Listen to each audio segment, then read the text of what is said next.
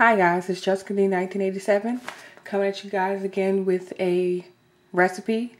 This recipe is for the carrot spice cake that I did a brown butter sauce for in a previous video. And it was requested by Mommy G05 here on YouTube. And I am doing this cake. If anybody's interested, the recipe will be listed in the description box below. So here in my KitchenAid stand mixer, I have already beaten 4 large eggs that were at room temperature. You can take them straight out of the refrigerator, but things tend to bake better if you let them sit at room temperature for about 30 minutes. So I've added 4 eggs, medium, large, extra large, whatever you have, into my mixer.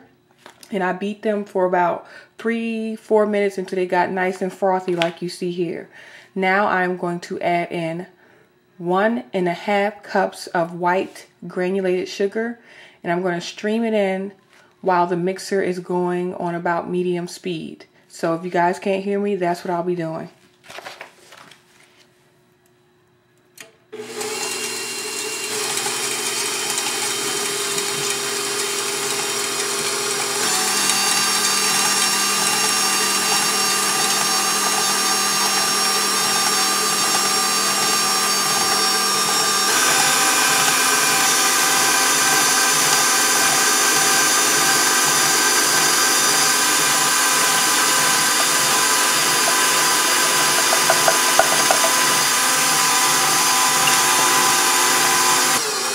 Okay, I'm going to turn my mixer down so you guys can hear me. So as you can see, I added in 1.5 cups of white granulated sugar, and it's getting nice and thick in a dark yellow color, if you guys can see. And from here, I'm going to add in 1 cup of canola oil. If you do not have canola oil, vegetable oil will work just fine.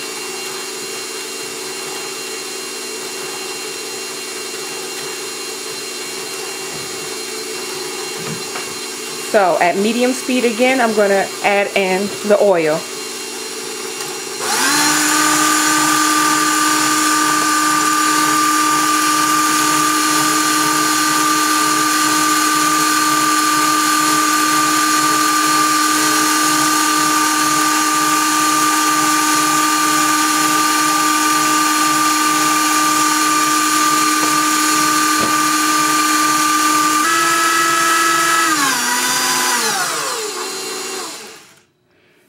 Okay, if you can see, the consistency of the batter is pretty thick right now.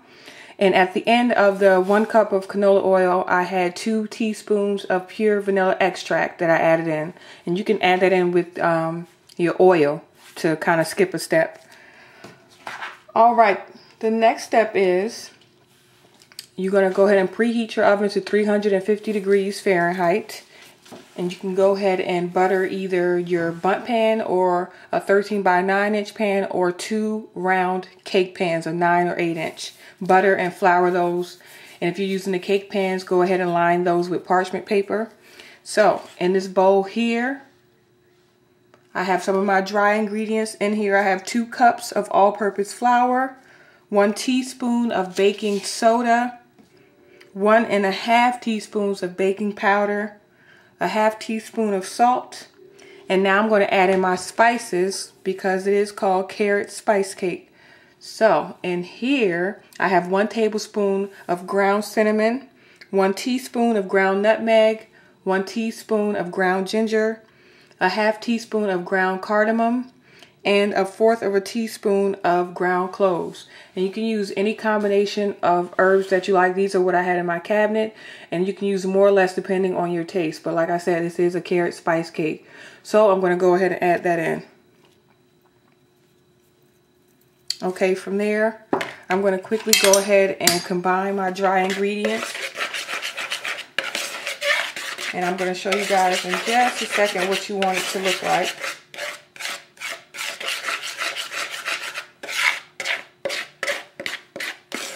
And this carrot spice cake is perfect year-round because carrots are available pretty cheap.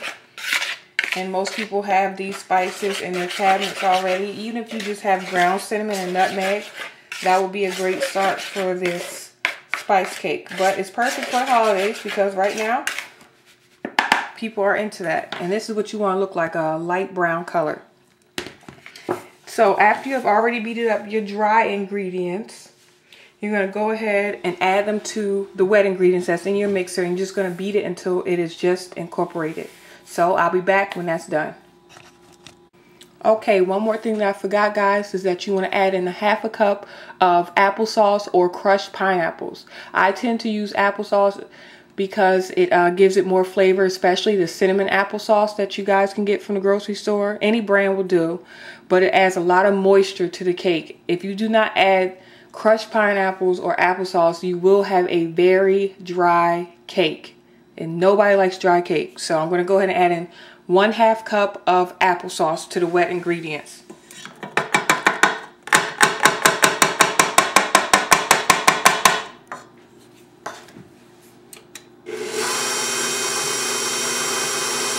You want to be careful not to over mix your batter, otherwise you'll have a tough cake then too.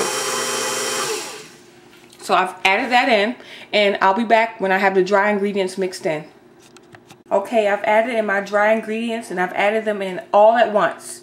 I just dumped the whole amount of dry ingredients into the wet ingredients, mixed it on about low speed for just a few seconds, and you just want to do it just until it's combined. And if you can see, there's a little bit of flour and dry ingredients left around the edge of the bowl. You just want to take a rubber spatula and scrape down the sides of your bowl like this.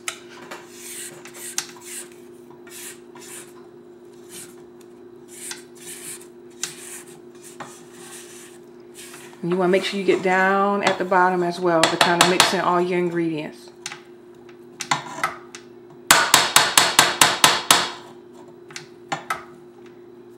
Okay, from here, you're going to go ahead and add in the main part of the cake, which is the carrots. I've grated them earlier, and you want to have about 2 cups of packed, finely shredded carrots. I'm going to show you guys what that looks like as well.